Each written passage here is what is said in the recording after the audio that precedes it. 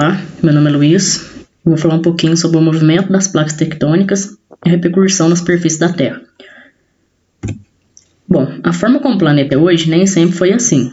Nem sempre os continentes tiveram essa separação. Há aproximadamente 200 milhões de anos, havia somente uma massa continental e um único oceano contínuo, o Pantalassa. A Pangeia é um termo usado para designar um supercontinente, que posteriormente deu origem aos outros continentes, aos continentes atuais. A Pangeia se encontrava dividida em Laurásia, onde os atuais continentes se encontravam juntos, como a América do Norte, Europa e Ásia, e Gondwana, onde ficava a África, Antártica, América do Sul, Península Arábica, Índia e Oceania. Então aqui nessa animação a gente vê como que era a Pangeia e como que foi separando os continentes.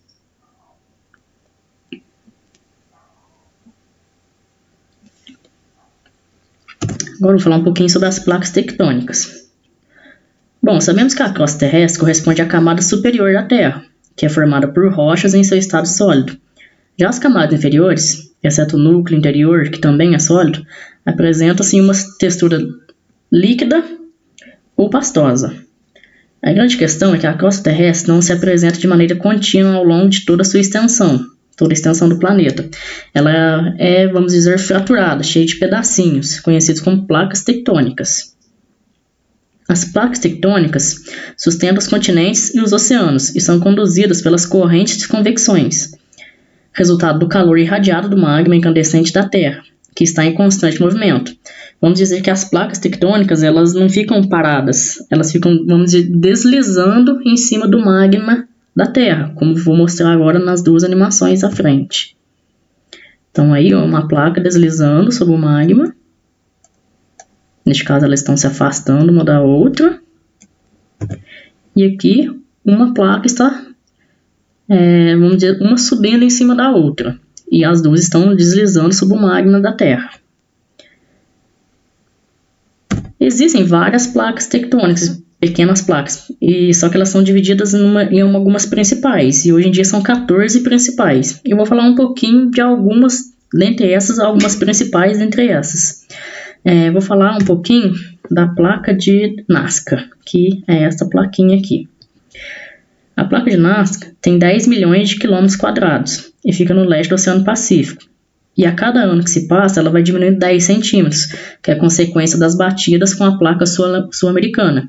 Então, essa placa fica batendo com essa placa e ela vai diminuindo seu tamanho. E quando tem essa colisão, uma vai, vamos dizer, subindo em cima da outra. E esse movimento vai dando origem a montanhas, que hoje em dia tem os Andes. Tem também a placa sul-americana, que é essa daqui, que é onde fica o Brasil. Com 32 milhões de quilômetros quadrados, tem o Brasil em seu centro.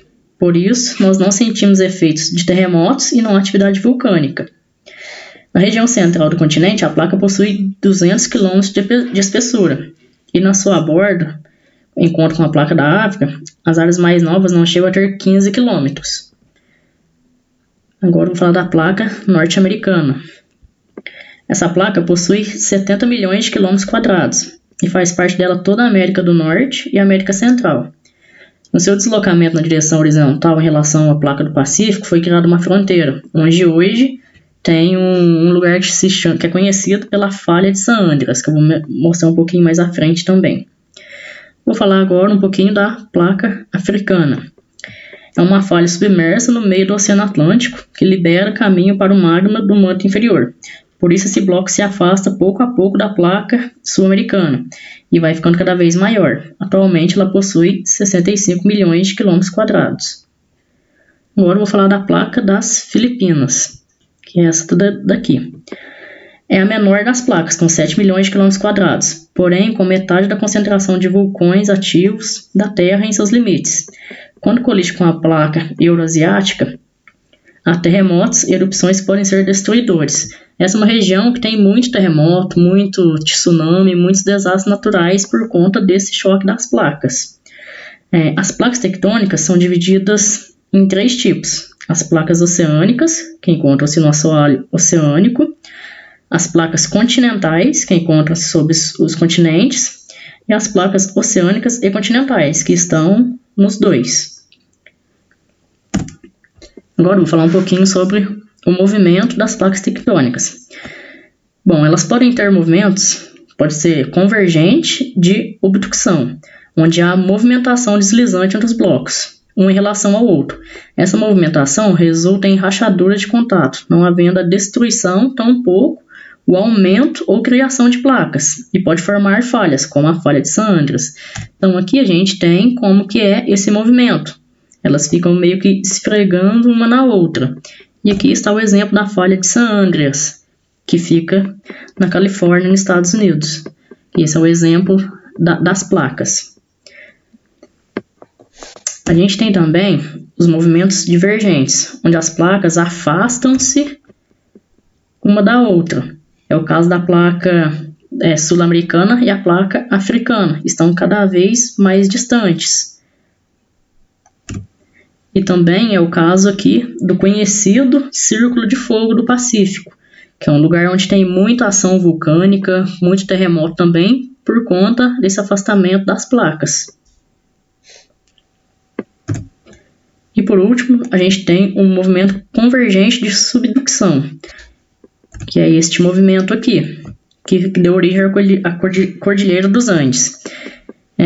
Esse movimento, as placas chocam uma com as outras, provocando aproximação entre elas. A placa de maior densidade afunda com direção ao manto da Terra, fundindo-se devido às altas temperaturas.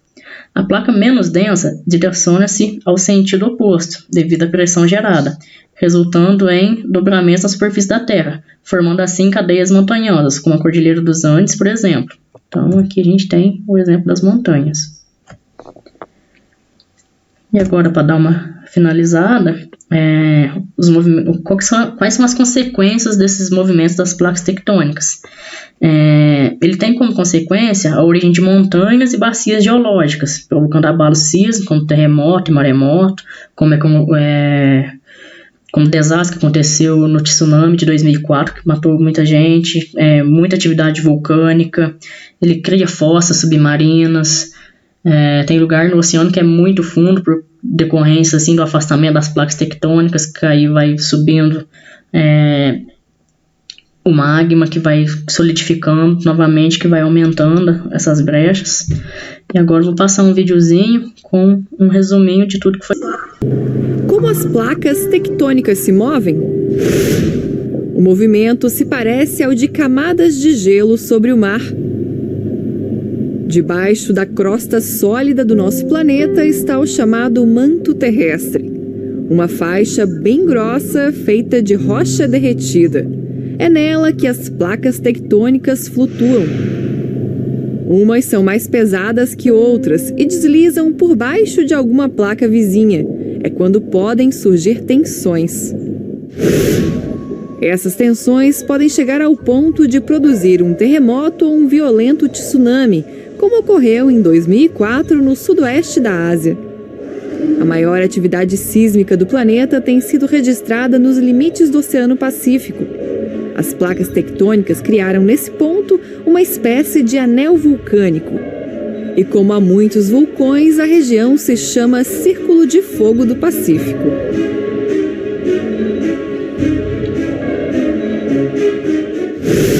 Onde as placas se chocam, o Sol se comprime e levanta. Assim são formadas montanhas sinuosas, como os Alpes na Europa e as cordilheiras do Himalaia. Satélites modernos permitem medir os movimentos tectônicos com exatidão. As placas se deslocam de 1 a 10 centímetros por ano. Com esse tipo de informação, é possível ver como a Terra está se transformando. Em 300 milhões de anos, poderia surgir um novo supercontinente. Bom, o que eu tinha para falar sobre as placas e seus movimentos e suas consequências é isso. Espero que tenham gostado. E agora vou passar a vez para minha colega, a Janaína, que vai falar sobre o tema dela. Muito obrigado.